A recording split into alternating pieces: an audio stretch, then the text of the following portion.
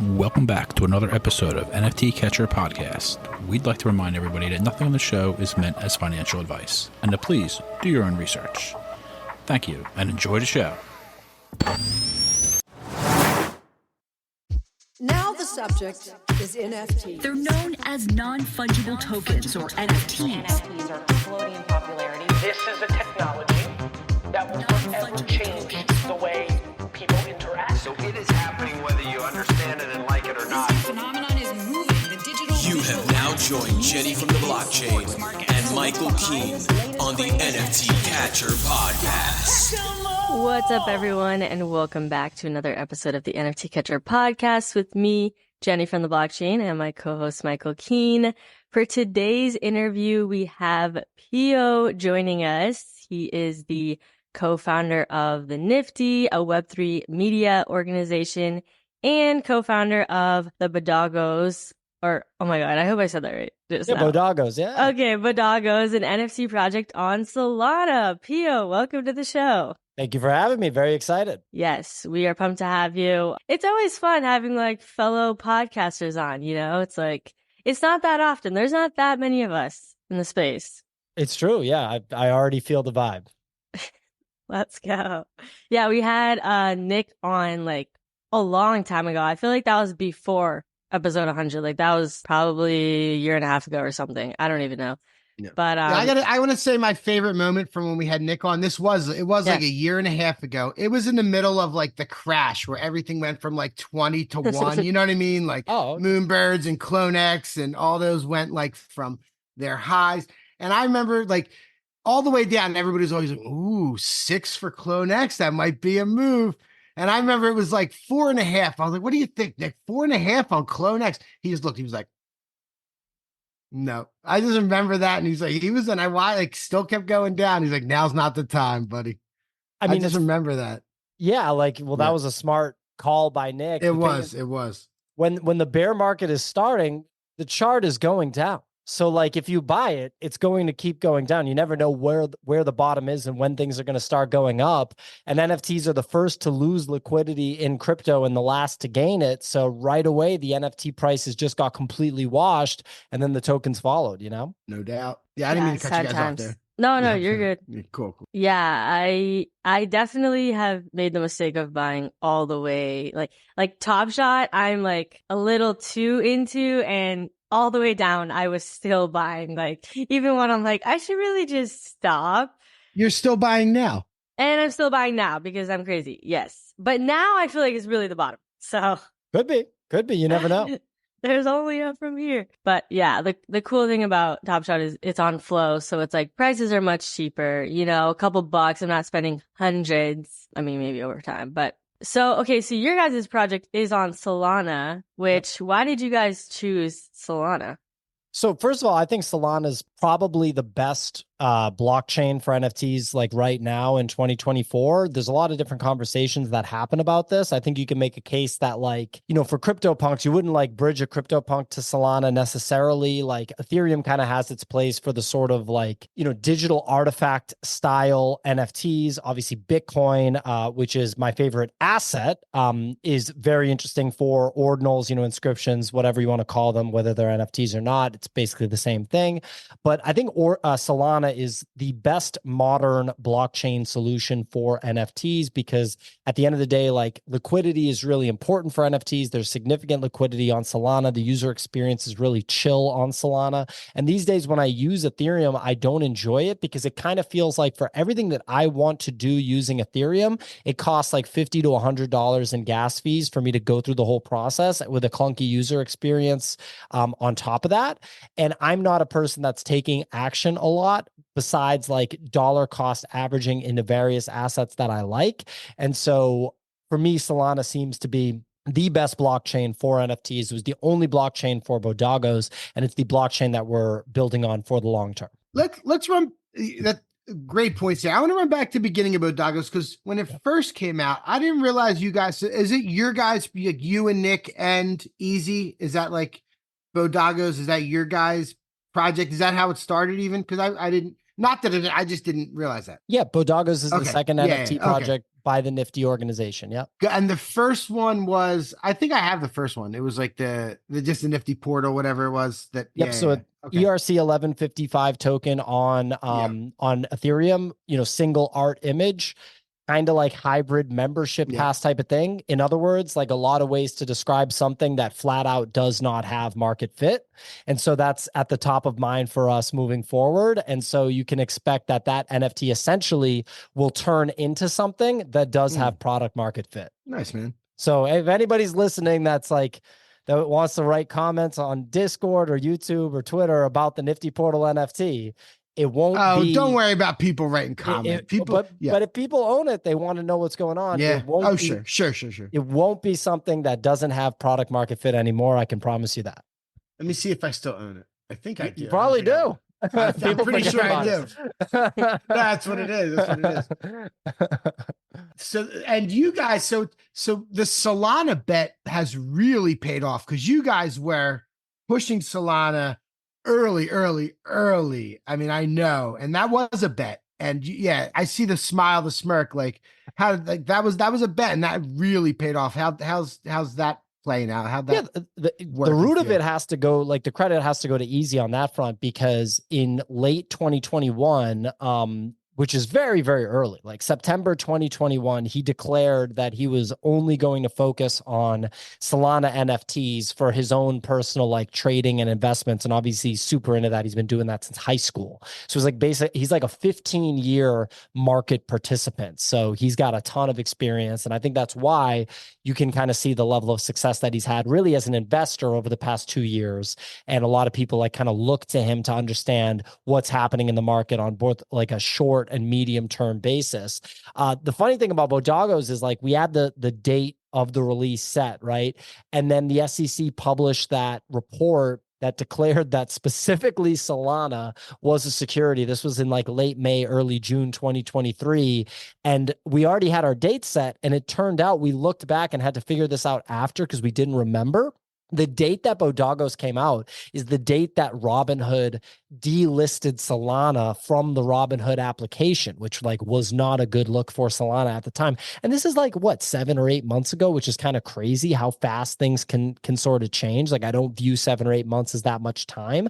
And the reason that we forgot about it is because that got priced in the moment that the report came out. So we felt the impact. The kind of monumental moment for us was in the weeks before when the price of Solana got chopped from like, I don't know, 27, 28 bucks to $17, which after going down to $8 during the FTX debacle, then rebounding, then getting another blow that chopped another 30 to 40% of value off of it down to $17. We were like, what the hell? And so that was already priced in by the time we dropped Bodaggos and by the time Robinhood delisted it. So we just didn't like remember that because it wasn't significant to us at the time.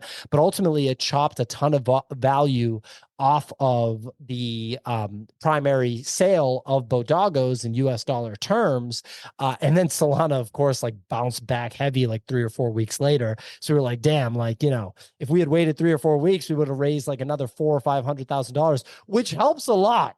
Like $500,000 in cash helps a business a lot, ladies and gentlemen. But whatever, it's all gravy. Gordon Goner bought a Bodaggo in December, and that was huge. So, That was huge. That was cool. Yeah, he was on his buying spree, buying literally one of, not everything, but like of stuff he thought was significant. It was his first Solana NFT. Really? Oh, shoot. He said that. Okay, that's pretty special. That is pretty special then. The fact that also, this is kind of side note, but the fact that you've like trained yourself to just like look at the camera and talk the entire time is insane. Like, I don't know how you do that. I've never like seen someone just like look at the camera the whole time while they're talking. Well, I feel like you're looking at me, but you're not. And I'm like, well, if I'm looking at you, actually, this is where I'm looking, right? Yeah, so I put you on the left side of my screen. For the morning show, I put everyone on the show on the left side of my screen. I would put the call sheet on the right side of my screen, so I'd be reading. But I know that the audience feels better, and probably you feel better if I look at the camera. So I see you in my peripheral, but ultimately, I'm used to talking to the camera. That's fair. That's fair. I mean, this is audio only, so they can't see you. But okay. I actually, to be honest, too. Why don't you do the video too? We're doing video right now. Why don't you? What did we just have on that said that? Why am I? That was just yesterday. GT. That was just yesterday. It's so easy. Gentle Tornado. He's like, you should do video too. Well, you can do what's it called? You can do StreamYard. Jenny's excuse Then I have was to get ready. I was gonna say her excuse was she's too high maintenance. Is her excuse? Well, okay. No, because I said I like doing the bare minimum, and then he's like, "No, sounds like you like to do the maximum." And I'm like, "Well, I guess if I'm doing something, then I want to like do it well."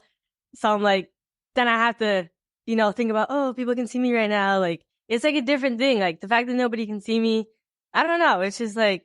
It's different, I think. You got to do it. I mean, you just got to do it. And you can stream it right to Twitter now. You can get somebody to make clips. It'll be a positive impact because you're already like we're doing the podcast right now. Like we're already doing it. The cat walking by will be funny. Yeah, you can do it. Oh my God, yeah. But here's the thing too. We've done so many without it that I feel bad about all the ones we did without it. It's like, like I swear, guys, we didn't just start like, we have all this other stuff. Yeah, we have this sponsored podcast. It's called The Bitcoin Show. I might change the name of it because it's just like, I liked it at first, but now I'm just kind of like, I don't know about that name. But anyway, for the longest time, we only did audio. It was like a show that came about with a partner with Trust Machines who sponsors it. And when we hired our new head of strategy, this guy, Jack Roberts, who's had a huge impact on the business, he's been with us since January 2nd. One of the first things he wanted to do was make The Bitcoin Show a video podcast. Also, he's kind of like confused why we weren't doing that, and so we did that, and it's had such a huge impact on it, and we already know about the impact of video podcasts, but we just didn't kind of put two and two together that it would be worth it to make that podcast a video podcast. So we just went through that too. And for example, we had Joe McCann on Tuesday, the CEO and co-founder of Asymmetric, the chief investment officer over there. And we put out a couple of clips or just one clip so far, but there's going to be more from the podcast. And he ended up not only like engaging with it, he took it, put it on his Twitter account, like not even a retweet, but just like embedded the video on his tweet, did a whole thing. And we were like, wow, the plan is just working out perfectly, Yeah, that's true. Repurposing. So then it's just live. You just do live for the video. We're all about live. I've been all about live for a while now because I went through experiences as a content creator before where I ended up having a backlog of content to edit myself because I wasn't working with editors. I was editing everything myself. So I'd already played that game of having a backlog, having days or weeks go by, and then ultimately it's so hard to dig out the motivation to edit at that point, especially if it's time-specific content, because then it's just stale. And I saw myself doing that a little bit in the very first few weeks that I made any sort of Web3 content, and immediately was like, I got to solve this problem now. So I took a few days off just to figure out the live stream situation. And then I figured it out. And from then it's all been live. And when I first started working with Nick, we had a conversation about this because he had a backlog of 3 or 4 podcasts that he'd recorded that hadn't come out. And so we were just totally on the same page. It's like, no, we got to do live. Any editing that you do after the fact is gravy. And now we have, 2 editing teams that do a great job. So the machine has definitely come a long way and we're continuing to improve it. That's what I was listening to you guys. When did you guys start? When did you guys start exactly? Together, late 2021, like call it end of August, like Labor Day 2021 time. And you really started blowing up, I would get, because I remember a lot of people talking about you guys at the first VCon. And I was listening before that. I'm trying to remember when I started listening, but I remember when you guys did like get the Roadcaster or whatever, like and start becoming all professional with it and then streaming. Yep. That was VCon Minneapolis you're talking about. Yeah. VCon Minneapolis. That was when like that. I'm actually curious now when that actually was. That would have been May 2022. Oh, so we were already deep. That's also like when the market was starting. That was like the very top, like slash it was started. Yeah, you're right. May 2022. Right. Very interesting. So yeah, I mean, we had like a couple of little level ups. Like when we first started right away, people were like, oh, like, what's this? And we got like a few listeners. Right. And then I remember we started pretty early, like maybe late September, October, 2021, getting like 200 live listeners to our Twitter space every day. And we were like, oh, that's like pretty significant.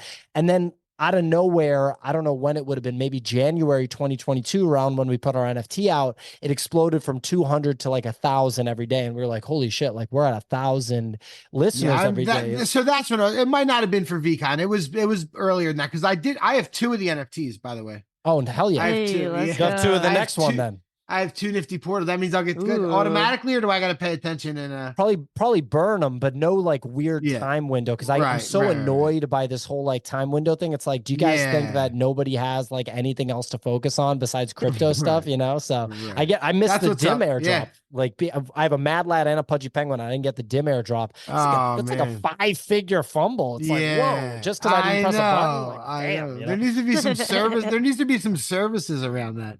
I guess. Or just send me the back in my day, an airdrop just popped in. Airdrop. I got the fucking Pudgy Penguin. What do you want? Yeah, true. Back in my day. Yeah, I love that. Nice. Now, but you guys are very professional. And I know the people that were competing with you, most of them when you first started aren't around anymore. You know, a lot of those early. Yeah. It's hard to do it for so long. It's hard to do and every day.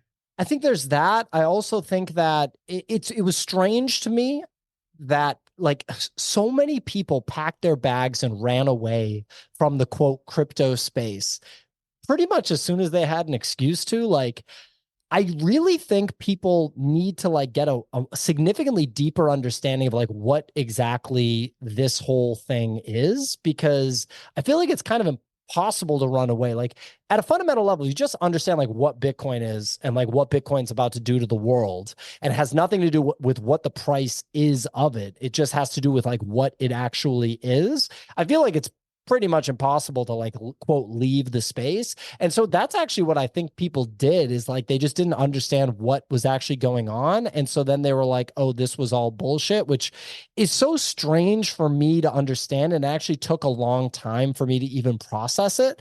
But now I understand it, or excuse me, now I've processed it, and I understand that people just don't get it, so they leave. And that's honestly just what I think happened. Yeah. Or maybe it was also like just too painful, like seeing everything, their portfolio going down. Like that's a very emotional thing. And I think some people they're like, I need to step away. I need to not think about this. You know, if they're in the space, like I think it takes a lot of like tough skin to still be in this space and watch all of your assets just drop down in value, and, you know, all the crazy stuff that goes on. I mean, it's also kind of exciting, but it's like, it's just like, it's a whirlwind, honestly. Yeah. And there was also a lot of people that lost money even in the first bull run. You know, there really was. Yeah. And so I think there's definitely, got to remember those people. Not everybody was like made all the money, was able to like ride it out. I know some people that definitely got pretty wrecked. Yeah. You know, it depends on how you approach it. And I feel like at the end of the day, like if somebody got wrecked last bull cycle, I would want to know how they were framing the whole thing. If someone like, did they come in because someone told them you're going to end up with more fiat money because of this? Because my response is like, well, okay, that's great. And it's better to have $100,000 of fiat money that you didn't have before versus not having it. But at the same time, when you start to understand what's going on, like I've been pretty focused on just having more Bitcoin than I had before for like 3+ years at this point. Like I've basically been structuring my financial life around how can I get more Bitcoin for like years. And with the fundamental, like, you know, thought that like, so every Bitcoin is going to cost $1 million within like the next 9 years. Like, I just know that. I'm totally certain of that. $1 million for one Bitcoin inside of 9 years. So does it matter if I buy it at 40,000 or 50,000? Not really. It really doesn't matter, right? Does it matter does it make sense to sell literally any of it? No, not really. Because like what's really going to happen, it's going to go up, it's going to go down, and I'm just going to be looking to buy more of it because I'm just marching towards an inevitable reality of 1 million. Then when you're at 1 million, you're starting to think, well, it's going to go to 5 million. Oh, well, it's going to go to 10 million. And before you know it, I'm just like, yeah, like I'm going to be like 65 years old and people literally are just not going to understand how I have the amount of Bitcoin that I have. And also at that point, you'll be able to tap your finger anywhere to use your Bitcoin or whatever. You know what I mean?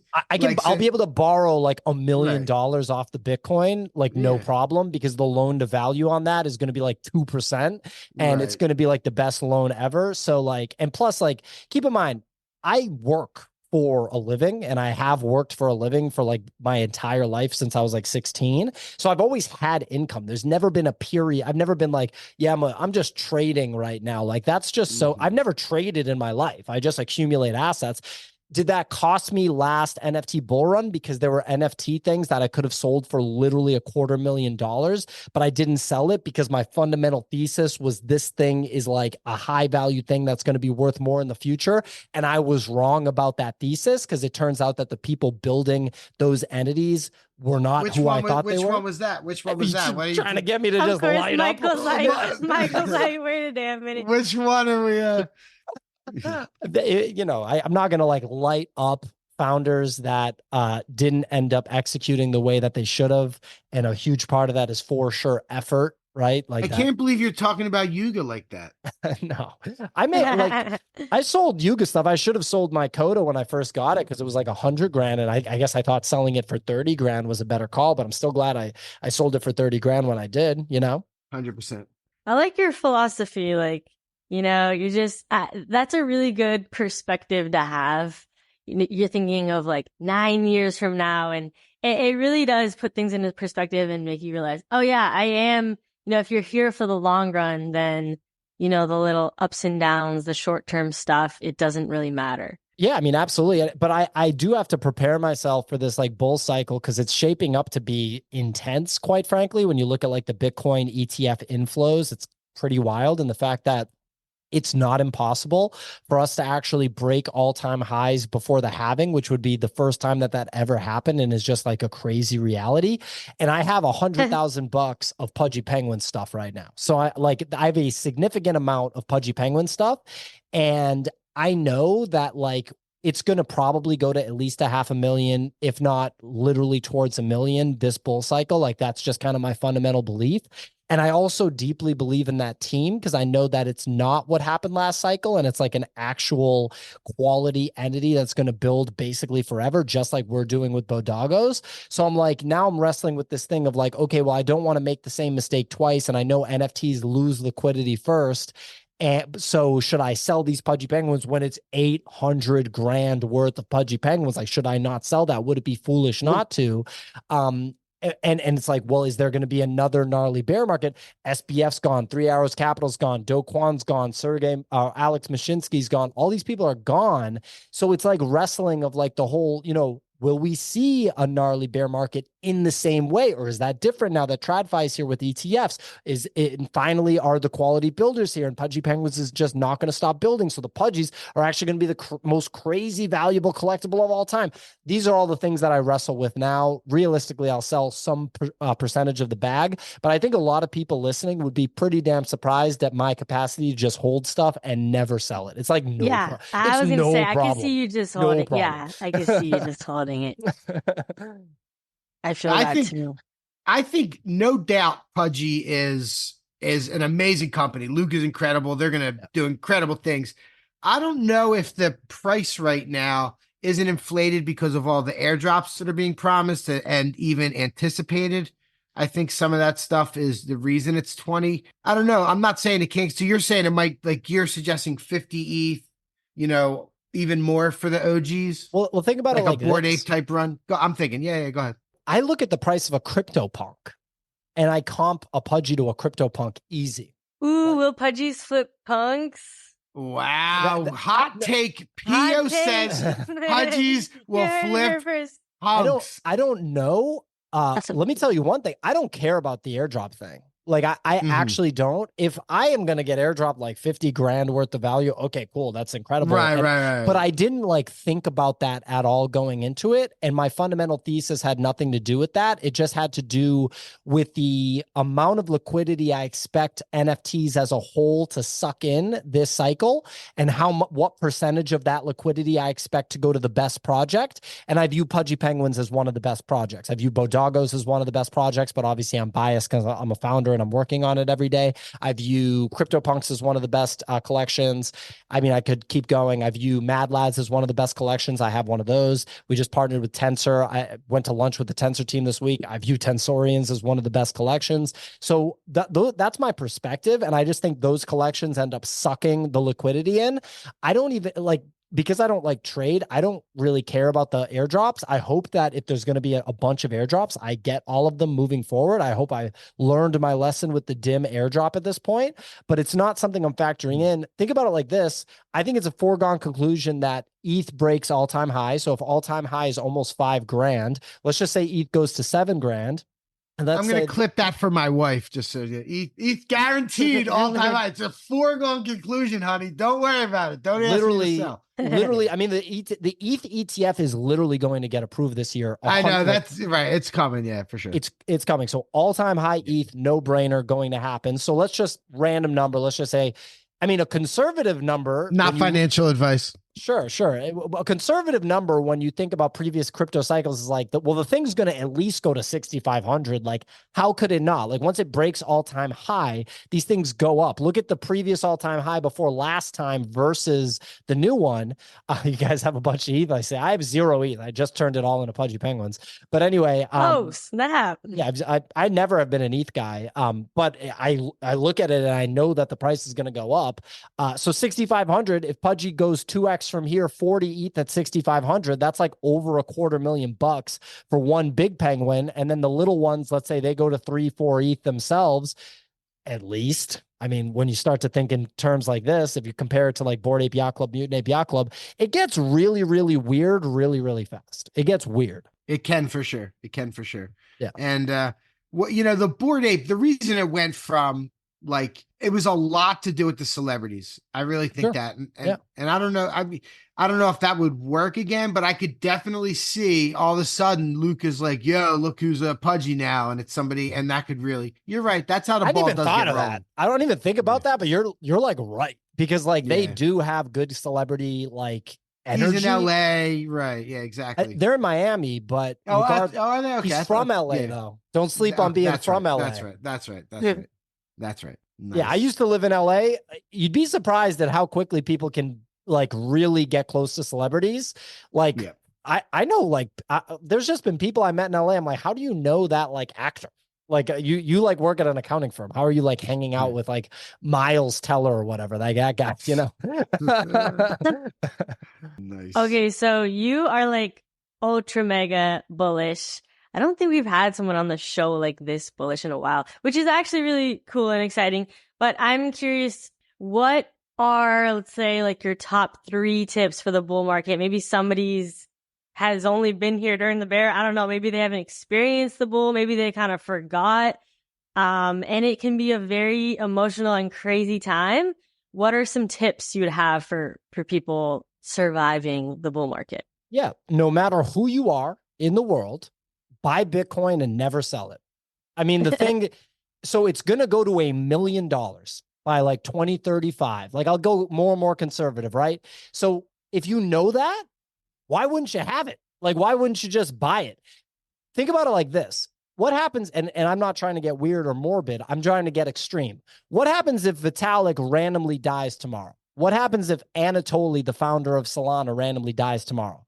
I'm not saying that the success and livelihood of those two crypto assets are dependent on those two individuals. However, I have to imagine that if one of those dudes randomly died tomorrow, it would have some sort of adverse effect potentially on the future of those assets. And by the way, I have over 1,000 Solana, right? And counting. Like I'm still accumulating Solana. I have a Mad Lad NFT, which is an additional Solana exposure.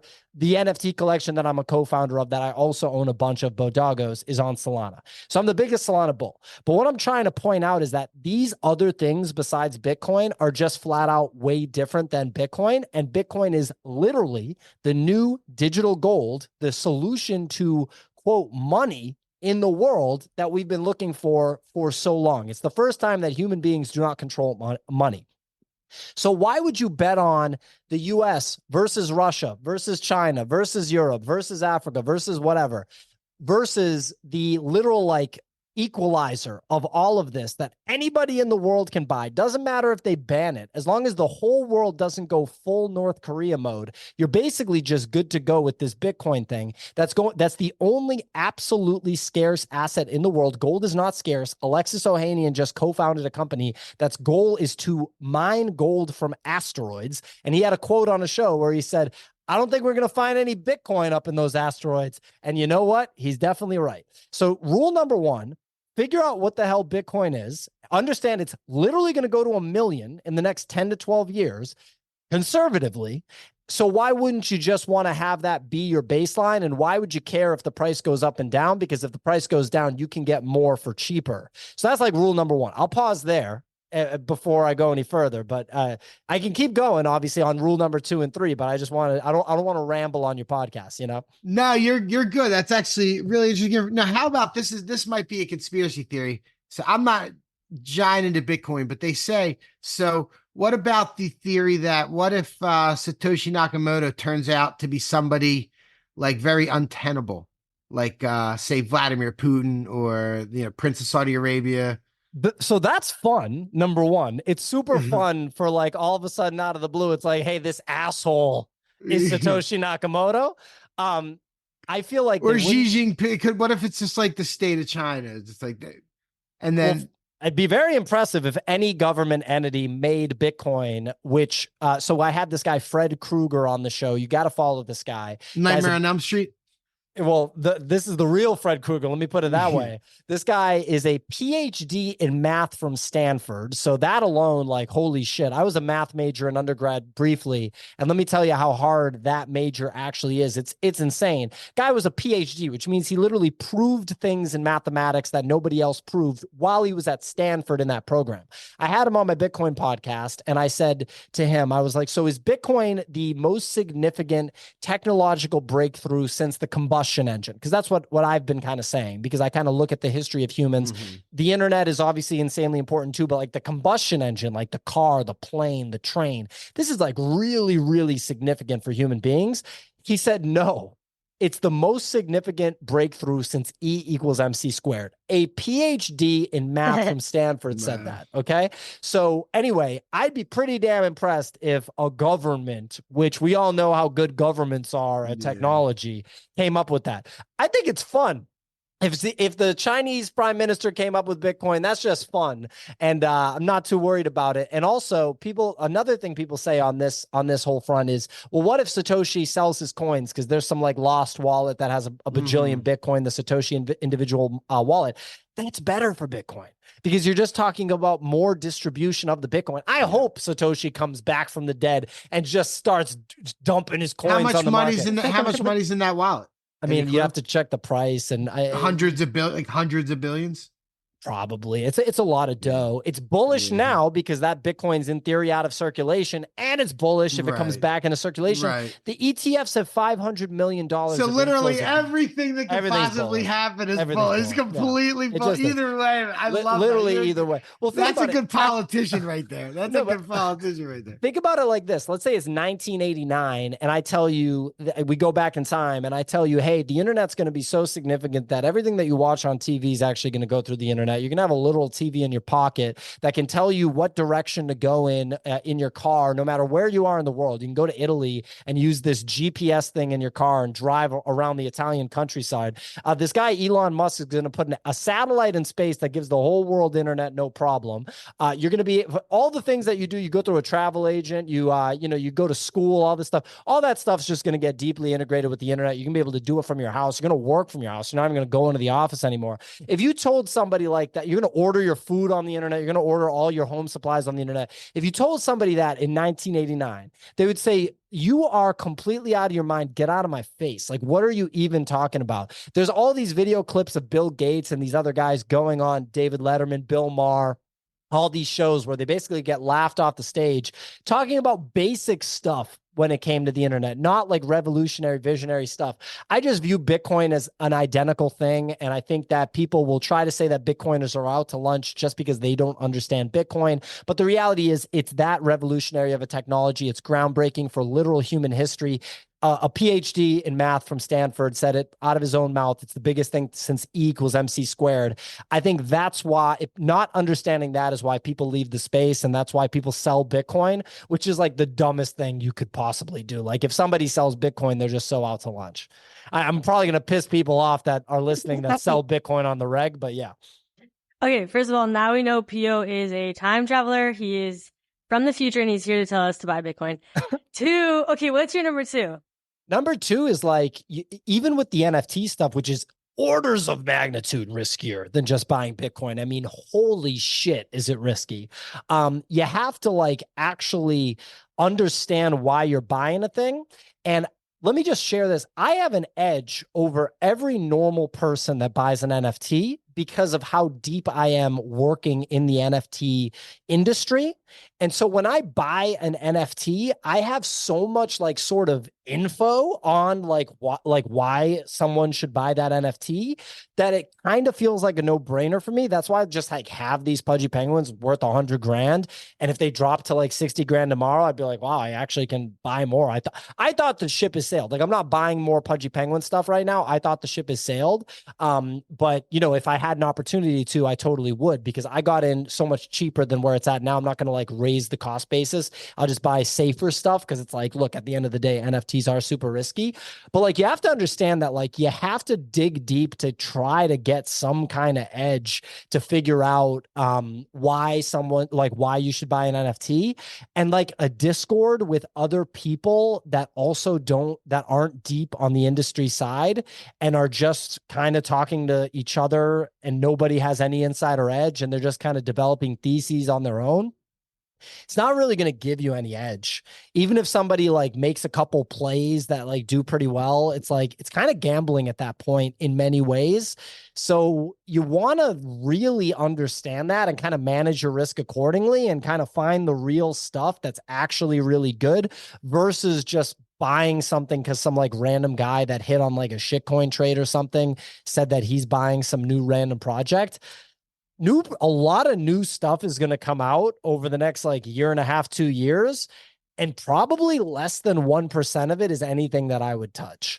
So like, I really need to know who is building an NFT project and why they're doing it. And I basically need to see like, you know, Fortune 500 level strategic planning and execution for me to even care about an NFT project. We don't talk about it. Well, we talk about NFTs on the show now, but I find it less interesting. And I actually have Clemente host the show more when it's NFT stuff because I'm not as interested in it. Don't get me wrong. I can get interested in it if I find out about a sick team that's building sick stuff, but there's not that many of those. And so many people are still going to put stuff out where they're just trying to make a quick buck. And that's basically a scam. And I'm not going to buy your scam. Like, absolutely not. No shot. And it's usually a quick couple million. That's the craziest. Now you're talking. part. Now you're talking about why are you talking about quantum cats now? That's messed up, Pio. So quantum cats. So check it out. Yeah. Let me talk about quantum cats. Yeah, quantum cats is one. I think about quantum cats almost every day. I don't own a quantum cat yet. Yeah, I think about it almost every day, and I'm like, it's 0.19 now. Do I buy it here? Do I take point? So check it out. So Bitcoin is sound money, right? Whereas why would you spend your precious Bitcoin? So here we are, Jenny. So check it out. So Bitcoin is sound money. Fiat currency is not sound money. Fiat currency forces you to, quote, gamble because it's not sound. So if you don't actually buy assets with it and practice asset-based savings, you're going to get debased. The melting ice cube. This is what Michael Saylor presented to his shareholders, right? But when you're on a sound money standard like Bitcoin and like the Roman Empire was on with like their gold or whatever, right? If you look at like the history of currency, as you can imagine, in human history, there's a lot of history that, you know, it relates to money, right? Even though people don't really talk about that. People talk about like, they kind of take money for granted. But anyway, if you're going to take your sound money and turn it into an investment of any sort, that's extremely speculative because you're betting that the investment is going to outperform the sound money. I made that bet with Ethereum versus pudgy penguins. I'm happy about that bet. My cost basis for all my pudgies is like 20 ETH and just one big pudgy is 20 ETH now. So it was like a home run. It was perfect. I'm really glad that I did it. With quantum cats, I view it as a top tier team. They raised $9 million. They want to make something real. I find them to be just absolute badasses. What do they want to make? What do they want to make? It seems like, based on my conversation with Dan Held on the Bitcoin show, they are interested in building a proper L2 on Bitcoin, which is a really big deal. That's really hard to do. It's just so hard to do. I like really want to communicate how fucking hard that is to do. It's hard to do on any blockchain, but it's really hard to do on Bitcoin. And also the founders, Udi and Eric Wall and Udi Wertheimer, think they're brilliant. They're badasses. They're both technical. Eric is insanely technical. Eric's like kind of like a genius a little bit, right? He's like in that direction for sure. But I do think they're both emotional. I'm emotional. I'm like a psycho person for sure. I'm like an emotional Italian-American person. And being super emotional when you have an asset in market that's going to be volatile as all hell and holders go apeshit on you is really, really hard. So I wonder how much volatility there's going to be with those boys running the project. I still am, because it'll take years to build that, right? It's not coming in a couple months. Yeah. And you got people it's a couple screaming of years. Probably, and you got people screaming in your face what's going on with the NFT like every day. Right, like, exactly. Every day. Exactly. There's no patience. So I'm still on the side of I'm probably going to buy one, but that's like an example of a super duper quality team that I know for a fact is like crazy strong and going to build something wicked good and like, here for the long term. But those factors make me kind of wonder if it's worth changing the Bitcoin into it. This might go down as sounding stupid, and like a quantum cat costs like 2 Bitcoins in like 9 months. Like that's so possible. And I'll look like an idiot, but I just got to put all that out there because I haven't bought one yet, but I still might. That's great perspective, man. I appreciate that. That's definitely stuff I didn't know about it. Thank you. So I think that was a long number 2. Oh yeah, number 3. I forgot. I guess we were still on this. So yeah, what's the number 3? What's number 3? I mean, like, pay attention to things like Blur and Blast and like Tensor and like these young, really smart entrepreneurs that are younger than 35, in Pac-Man's case, younger than 25, that are probably this generation Zuckerberg, Jack Dorsey type people. And I don't know, I just kind of feel like they're probably going to do well. And you're going to have to wait for those things to fully manifest. And all right, fine. Third thing, just don't stop pressing buttons so much, because you're not going to trade your way to $1 million. It's just not going to happen. If you can accumulate 1 Bitcoin this year and then wait 8 years, that's how you're going to get $1 million. If you can accumulate a ton of Pudgy Penguins, although now the prices run up a lot, or if you can accumulate a ton of Tensorians, a ton of Bodagos, and like just hold them, not financial advice, not promising future price appreciation, blah, blah, blah. I'm a project founder. I'm biased, but like ultimately that's how I fumbled $250,000 or last time was because all those things that I had held for like a year, my Mutant Ape and the Ape Coin drop and the Coda drop and the land drop and all that stuff. That was 1 year plus in the making. The other project that was on its own worth $250,000, that was a year plus in the making. If I had sold those assets, it was long-term capital gains. That's where the real money's made. It's not made on short-term trades. I know some people got extremely lucky with Pepe. My buddy Franelation sent me Pepe within hours of it dropping. He's on the West Coast, so it was like 3 a.m. Eastern time, midnight his time. So I was sleeping, but I woke up to it at like 7, 8 a.m. in the morning. Right there in my Twitter DMs, just boom, Pepe. Like, go put a half ETH into it. I think if I'd put a half ETH into it right there when I woke up, I literally think that would have been like $1 million. Like, actually, I actually think so.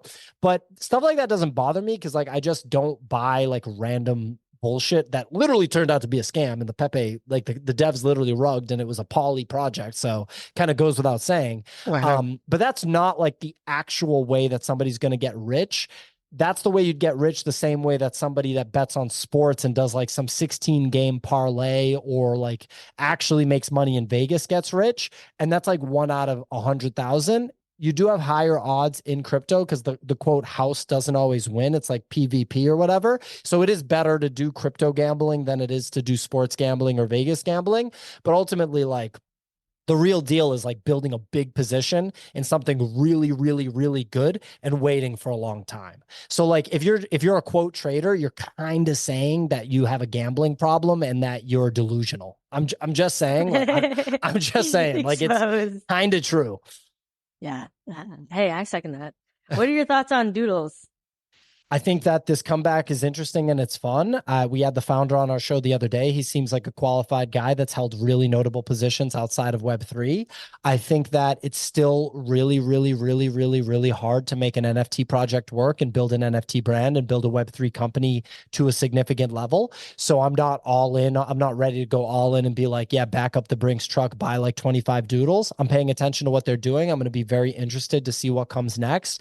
And I'm rooting for them because ultimately the more Web3 projects become really notable outside of the NFT space, like outside of our little bubble is super duper important. They signed Pharrell. That's like absolutely nuts. I mean, they did it at the top of the last bull market, but he seems to still be around. So, you know, they're a cool, interesting entity. The art is unbelievable and the artist is an insanely talented artist. So they have a very strong foundation and I'll be paying attention to what they do.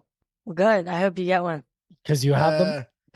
Yeah. Jenny also just bought bullish on doodles. She bought $2,500 in merch last night. Not $2,500. I said $400. But yeah, it is kind of crazy because I was like, $400. I would never just spend $400 like on anything that's not like rent or something expensive. Like, why did I spend $400? But you know, I kind of am obsessed with doodles. So it's your profile picture, right? Yeah, it's my profile picture. It's, you know, the cover art of this podcast. It's everything. Okay. Well, let me show you guys one thing. Don't say it out loud because we're on the audio podcast, but I'm going to show you something. This is Bodago's merch right here. Ooh, exclusive. We saw it here first, folks. Yeah, and I, you know, you can read between the lines on why I'm bringing these up because of doodles. But anyway, I just wanted to show you guys this. My dog got one of these in her mouth, and I was like devastated because I keep dead stock of everything that we have, and God, literally made me like almost cry. No, I'm exaggerating, but I was like, come on, Sapphire, you really got to chew on that merch item. Come on, that merch item. That's cool. Okay, Michael, do you have any last minute questions before we go to well, first off, Jenny, do you know what Alameda Masterminds is? Have you seen Alameda Masterminds? Why are you asking me? I don't know. Because Pio produced this music video with Nick, and it is very good. It needs to be watched. You need to watch it. No, it's good. Should I watch auto tune and all that stuff, like it. When I watched that for the first time. Thank you. That's all Nick. The audio's all Nick. He wrote the song. He picked his little beat. He mixed it. No kidding. No kidding. The audio's all Nick. The video is, I shot it and I have a music video background, but he and I, finished the edit together. And that the whole process of making that happen between a Sunday afternoon when he texted me, I want to make a rap video. And the video came out Wednesday afternoon. So between Sunday afternoon and Wednesday afternoon, everything happened. Wow, dude. I loved it. Dude. All his faces and stuff in that video, like he's a natural for that, dude. I thought that was so funny. He did. I mean, it looks like a real professional music video that anybody would put out. It really does. Now you're a pro for sure. I've known that since I first started listening to you guys when you guys came on together. Appreciate it, man. And give us the like TLDR quick, because we didn't get you to talk too much about Bodagos, but you talked about how bullish you are on it. So give us the quick reason why, other than the fact that the founders are just incredible. On Bodagos, like what we're doing, right? Yeah, on Bodagos. Yeah. That's what. Yeah, give us like the quick, like, of course, like so people, if somebody wants to buy it, I'm looking. What is it? 6 point something sold at the moment, which is probably, I guess, about $700. Yeah, not going to comment on the price because no, they don't need to. That whole thing. But I'm just saying it's lower than it was, so it's actually a time to buy. So let us know.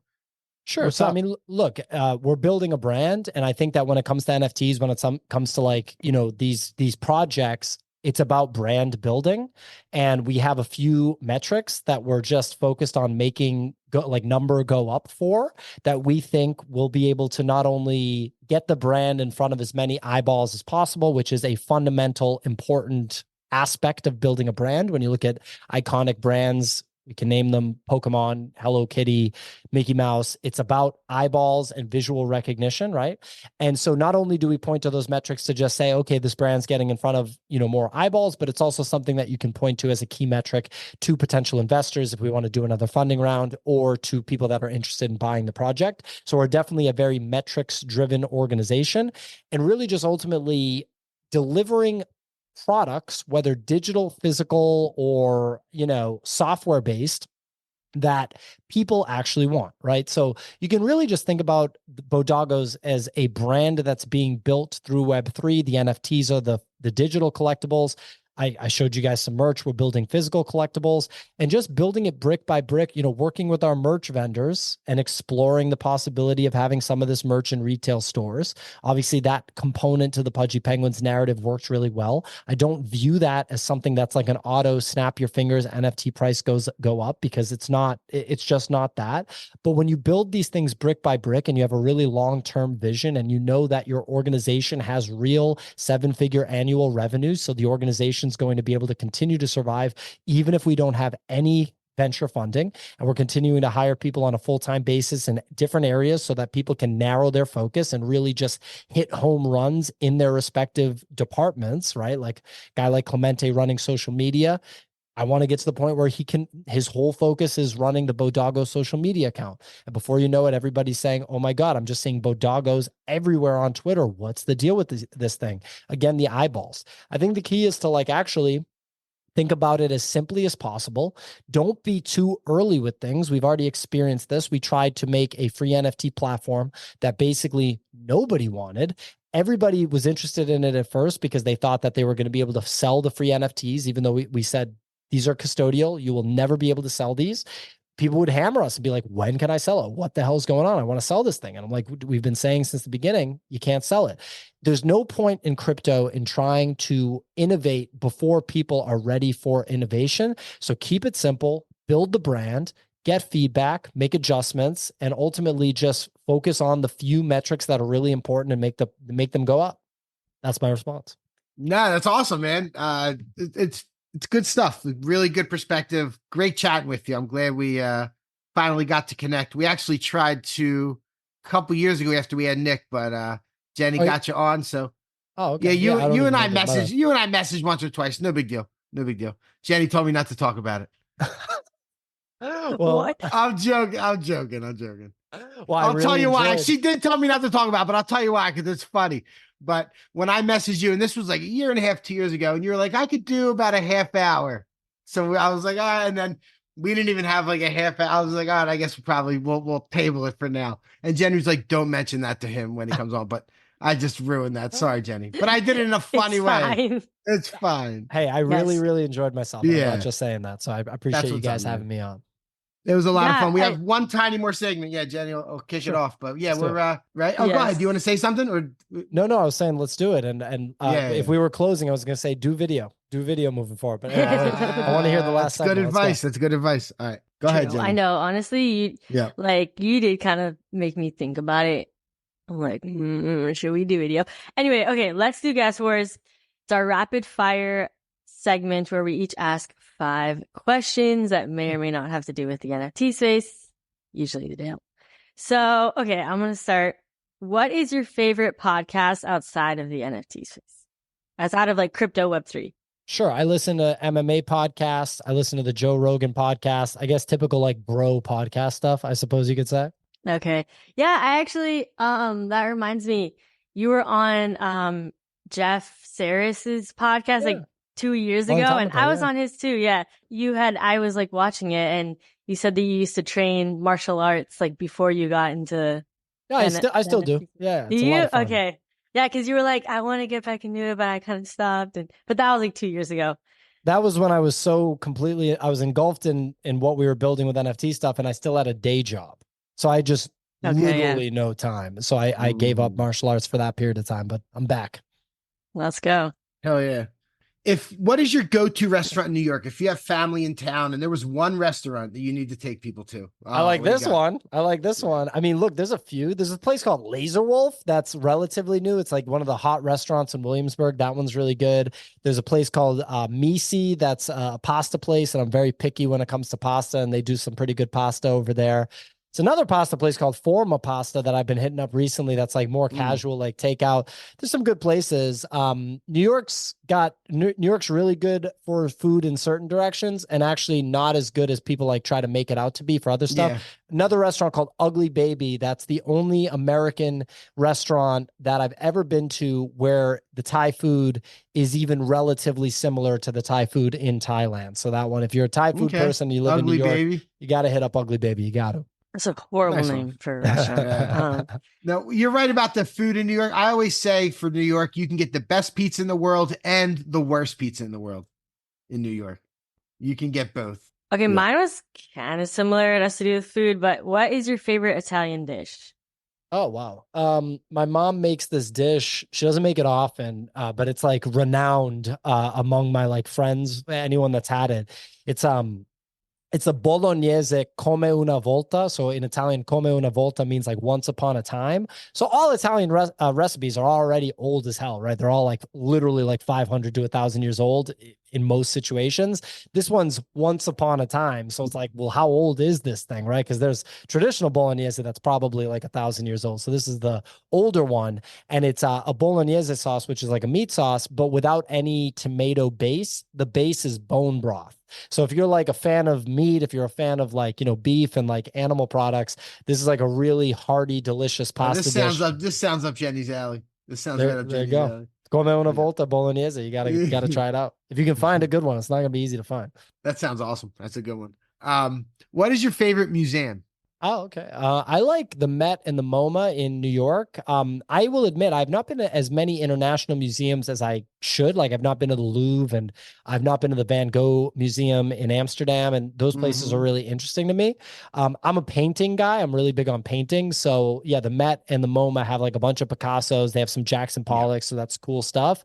It's actually cool to go to Sotheby's and Christie's, like the auction houses, because they have like a bunch. It's kind of like a museum because they're selling the paintings, but they're there. Like last time I was there, they had like 9 Basquiat things. So that was cool. And last thing is there's Basquiat's estate, his like family, they never sold any of the work. So they have like 300 different pieces, like mixed medium, like, 200 paintings, like 100, sketches, all this stuff. And they're doing this like tour, which I think is a cool idea. Called King Pleasure, and it was in New York. I think now it's in LA. Maybe it still is. I don't know. But King Pleasure is like the best art exhibition I've ever seen because it's like 200 paintings, 200 of the best paintings by your favorite artist, right? Whereas like Jackson Pollock, most of his stuff is held by private collections. I think Picasso, a bunch of his stuff is held by private collectors. A lot of Basquiat's estate has like 200 plus of his paintings. And it's like this road show. That's this completely insane, huge 10-foot painting showcase. That's super duper cool. That's dope. Okay. Okay. So you said you lived in LA for a bit. Yep. Who is the most famous person that you met? In LA or just period? Period. The most famous person I met. Well, one time in LA, I was at a bar and I had like had a few too many drinks. So I was probably speaking pretty loud and I was just like talking to like 2 friends of mine. And then out of the blue, Andy Milonakis just walked by and I just went like, oh shit, that's Andy Milonakis. And I think because I had had a few too many drinks, I said it loud enough that he just immediately turned and we were just like, like standing there facing each other. And I was just like, and I'm like a fan of his like raps, like in the 3 Loco hip hop group with Riff Raff and Dirt Nasty, big hip hop fan. So I was like, hey man, I'm a big fan of your music. And he just no hesitation. He didn't say anything. He just no hesitation, like slowly moved his hand up. And I just like slowly moved my hand up. And we just had like this moment where we like locked hands like this. And then he just walked away. Didn't say anything. I was like, oh, that was kind of fun. That's hilarious. That's hilarious. He was in NFTs for a while. Andy and I saw him at one of the NFT parties at the first NFT NYC. Yeah. I did not see him then, but I know he was involved. I met Miguel at an NFT party and he was at VCon actually. And he was super, super, super humble, super down to earth. Someone was like shilling him something to his face and he just took it. He took it gracefully. So yeah, Miguel was super cool. That's what's up. That's funny. My famous person, I'll throw it out there. I sat right in front of Steph Curry, Super Bowl 52. I have a nice picture with him. Eagles won the Super Bowl. Yep. He walked by me one time in LA, middle of the day. When I first moved there in 2014, he had just won the championship for the first time. I think if you look it up, I think 2014 was the first time he won it. So it was like 2 months after that. And I was like 24 years old, like Boston D-bag. I grew up in Boston, but I just moved to LA and I was like, yo, Curry, you should go like play in Boston. And it's just like, I'm just like, why did I say that? Like, so that was funny, but yeah, shout out to Steph Curry for not yeah. He was nice. I didn't bother him the whole game. There were like kids coming up, taking some pictures. And then after the game, I was like, I got to get a picture. We just won the Super Bowl. It was like the best moment of my life. And I got a picture with him. Nice. That's pretty cool. That's awesome. Yeah. I met Action Bronson. Slob. I'm like, oh, Action Bronson. Oh, yeah, that's what's up. Well, literally for our Basel, he was on the same flight as me in first class. And when I walked by him, I walked a couple months ago, I walked by him and I just said, he had like looked at me and I think he picked up on the fact that I knew who he was, but then I just kind of played it cool. I like ignored him. I didn't want to make him feel uncomfortable because I'm like walking by him. But as I walked by him, I just went, amuse bouche, which is like, he says that on songs and stuff. And he was like, oh, all right. So that was a cool That's pretty funny. That's what's up. I love it. You guys are going to start meeting some more famous people. You keep building what you're building and doing your thing. You guys are definitely going to. When the prices are up, when crypto prices are up, all the famous people come out. When they go down, no one gives a shit. All right, let's see. What is your favorite flavor of ice cream? Simple one. I don't know. Like, I guess vanilla, chocolate, something like that. Okay. I'm like a traditional guy, but I like all types of ice cream. Like ice cream is good. Oh, pistachio. Stracciatella, if you're in Italy getting the gelato. Okay, so now Pistacchio, you already know. Man. Have you been to Rome? Have you been to Italy and done all that? Like the gelato places where they treat it like wine and it's like covered and Italians don't play when it comes to food. Yeah, I went to Italy. They do not. Yeah, every summer growing up, I studied abroad in Rome, so I've spent a good amount of time in Rome. That's awesome. Anyway, guys, I do have to dip. It's a real pleasure, though. Thank you, Pio, so much for joining us on the show. Honestly, I don't really watch shows, so I wasn't like familiar with your game, but you're a really good talker, I guess. I don't know how to say it, but yeah, you're a great guest to have on, and we appreciate you for joining us. And thank you all so much for tuning in to this episode of the NFT Catcher podcast. We will catch you in the next episode. Peace.